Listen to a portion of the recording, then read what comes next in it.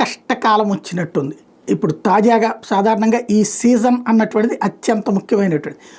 ఈ సీజన్లో వచ్చేటప్పటికి విచిత్రమైనటువంటి పరిస్థితుల్లోకి వెళ్ళింది. విపరీతంగా పోతొచ్చింది ఈసారి సీజన్. దాంతో మామిడి రైతులందరూ కూడా సంతోషపడిపోయారు. ఇక మంచి కాపు వచ్చేస్తే ఒక్కొక్క దానికని తీరా చూస్తే ఇప్పుడు కాస్త కొత్త సమస్యలు వస్తున్నాయి. నల్ల తామర ఉధృతి పెరిగిపోతుంది. దాంతో వాతావరణ మార్పుల కారణంగా ఇబ్బంది ఎదురవుతుంది. పిందెల్నే తినేస్తున్న కొత్త రకం తెగుళ్ళు, పురుగులు, తేనె మంచు పురుగు, ఇతర రసం పీల్చే పురుగులతో ఉక్కిరి బిక్కిరైపోతున్నాయి అన్నటువంటి తాజాగా తేలుతున్నటువంటి అంశం. వాతావరణము తెగుళ్లతో పూత రాలిపోతుండడంతో పిందెలు దాదాపు పిందెల దశలోనే రాలిపోతున్నాయి. 10 లక్షల ఎకరాలకు పైగా దీని వాటి మీద రాష్ట్ర వ్యాప్తంగా ప్రభావం చూపెడుతుంది.